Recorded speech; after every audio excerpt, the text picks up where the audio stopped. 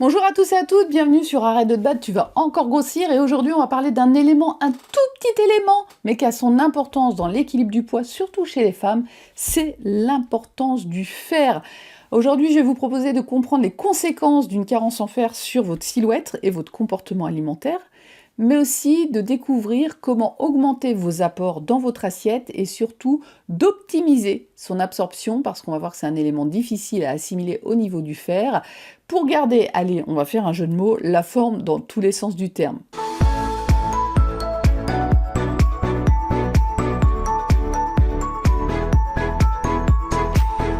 Donc, le fer a un rôle crucial pour notre organisme. C'est donc un minéral qui est essentiel, qui joue plusieurs rôles dans notre organisme, que ce soit sur l'immunité, que ce soit aussi sur la production de ce qu'on appelle l'hémoglobine. Et ça, c'est ce que vous connaissez le mieux, la fameuse anémie.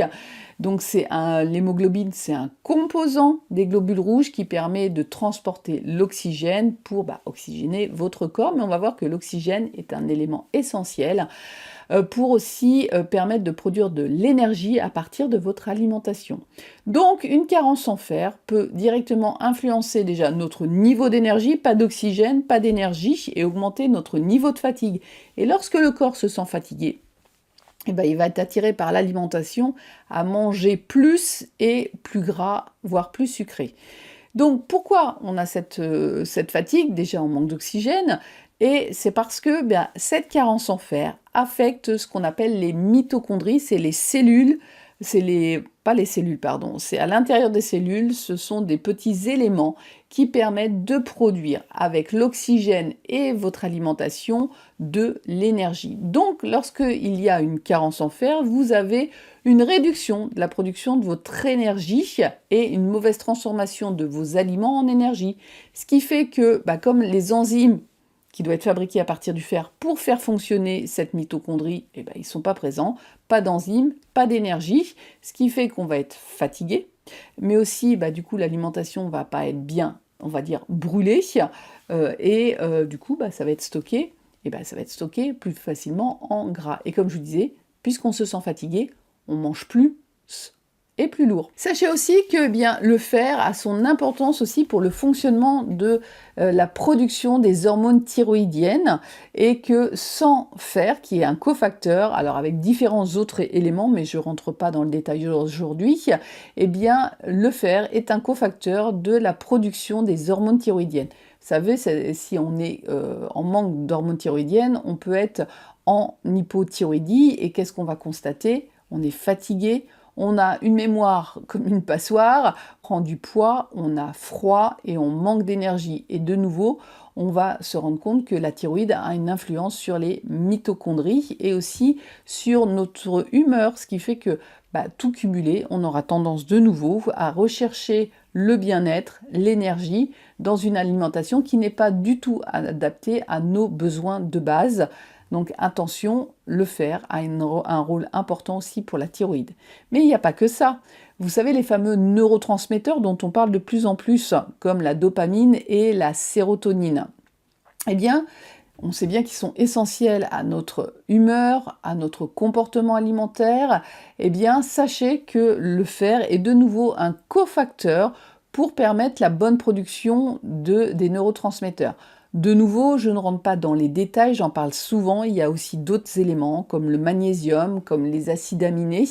Là, je fais le focus sur le fer, donc le fer est cofacteur important à la synthèse de la dopamine et de la sérotonine. Si on a une carence en fer, de nouveau, ça peut réduire la production de ces neurotransmetteurs, menant à une baisse d'humeur, à une augmentation des compulsions alimentaires, et par exemple, lorsque le niveau de la dopamine est trop bas, là, ça peut inciter à des comportements de recherche de satisfaction immédiate. On ne supporte pas la frustration, et on va se retrouver dans des comportements alimentaires qui ne sont pas bons pour notre organisme, comme des grignotages. Mais de même, lorsque vous avez une insuffisance de la production de la sérotonine, ça peut entraîner de l'anxiété, l'irritabilité, de l'agacement, des troubles de l'endormissement, des réveils nocturnes avec, vous savez, le petit vélo dans la tête, et qui vous poussent à revisiter le frigo et à manger sans faim, à rechercher des aliments plutôt doudous, type sucre et graisse. Donc au final, lorsqu'on a ces comportements alimentaires par carence, si vous voulez, en neurotransmetteurs, souvent ce sont des envies donc spécifiques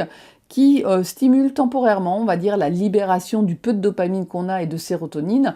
Ça offre une sensation de plaisir et de satisfaction, mais qui est momentanée pour compenser tous ces déficits. Alors bien sûr, il faut trouver cette source de carence. Est-ce que c'est une problématique d'apport, d'assimilation, au contraire une problématique, je pense au fibrome, donc là, il faut toujours faire diagnostiquer par un médecin quelle est la cause de cette carence en fer, et si bien ce n'est qu'une histoire d'apport ou d'assimilation, on va voir qu'on peut travailler dessus. Pensez aussi qu'une chose dont on ne parle pas souvent, l'inflammation, est quelque chose d'assez complexe, mais a un rôle important sur l'assimilation. Donc ça peut être inflammation intestinale, ostéo-articulaire, des infections à répétition produisent aussi de l'inflammation. Eh bien, lorsque le corps est en état inflammatoire, que ce soit par aussi une maladie chronique, eh bien, il y a une hormone appelée l'hepcidine qui va être fabriquée par le foie. Et cette hormone, elle régule l'assimilation du fer dans l'organisme. C'est-à-dire que s'il y a inflammation importante, l'hepcidine va augmenter, diminuant l'absorption au niveau du fer dans l'intestin, mais bloque aussi la libération du fer qui a été recyclé au niveau des globules rouges par des cellules immunitaires qui s'appellent des macrophages, et donc on est aussi en manque de fer.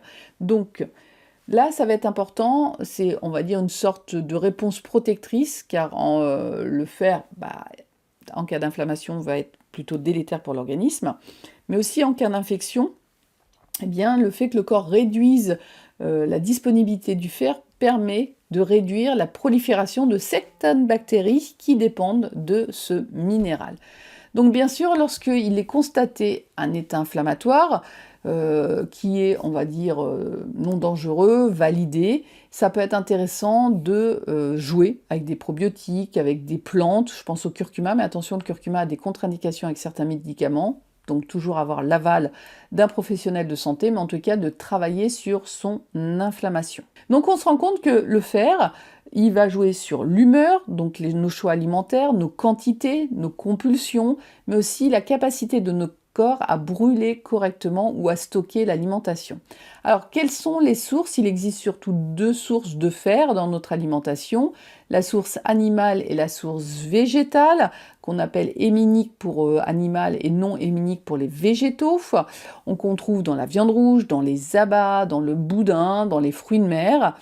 Elle est plutôt mieux absorbée puisqu'elle passe par des sites spécifiques sans rentrer de nouveau dans les détails, et vous allez le faire non héminique, présent dans les légumes verts, les graines, mais aussi les légumineuses et les céréales. Le fer va être moins facile à être assimilé parce qu'il y a une compétition, si vous voulez, avec les autres minéraux au niveau de l'intestin, et surtout il ne faut pas d'état inflammatoire. Alors on évite aussi le thé, surtout au moment du repas, parce que de nouveau la théine va freiner l'assimilation du fer au niveau de l'intestin. Et sachez que pour être, on va dire, bien à tout point de vue, et quand on est sensible au niveau émotion, il faudrait atteindre au minimum 35 mg de ferritine pour être vraiment bien. Pensez que la vitamine C augmente cette absorption du fer. Après, lorsqu'on est carencé, lorsqu'on a l'aval, on peut faire des complémentations de fer. Alors, il y a des nouvelles générations de fer qui sont chélatées, c'est-à-dire que c'est comme un cheval de Troie, le fer est au milieu, soit dans une protéine de riz, soit sur un autre support, qui va permettre qu'au niveau de l'intestin, eh bien, ça soit assimilé comme du fer héminique, donc on aura une meilleure prise en charge de la carence. Et sans effet secondaire par rapport à un fer classique qui a tendance à perturber l'intestin. Donc en résumé, un apport adéquat en fer est important pour si vous êtes carencé bien sûr, pour votre humeur, pour le fonctionnement de votre thyroïde, pour l'énergie dépensée, et du coup ça va jouer obligatoirement sur vos comportements, mais aussi sur votre silhouette, et nombre de femmes qui sont carencées. Donc attention à ne pas rester aussi facilement, et je le vois avec des règles hémorragiques, des non prises en charge aussi de fibromes, qui peuvent vraiment mettre la santé en jeu, et donc toujours avoir un avis médical. Donc déjà, regardez dans votre assiette quels apports vous avez, vous redemandez si vous êtes fatigué, si vous, dans ce que j'ai décrit, il se pourrait, ou vous connaissez de nature avec une carence en fer, de faire rechecker avec un bilan pour savoir où vous en êtes et savoir le meilleur positionnement. Voilà, on arrive à la fin de cette vidéo. Si vous avez aimé, n'oubliez pas de la liker, de la partager, de vous abonner. C'est une façon de la soutenir. Mais en partageant aussi votre avis, ça me permet des fois de voir ce qui peut vous intéresser. Si vous voulez en savoir plus sur les ateliers en hypnose, en dessin neurographique, les suivis, n'hésitez pas à aller visiter bien mon site www.silbaya.com. Et en attendant, je vous souhaite une bonne journée. Je vous dis à bientôt. Bye bye!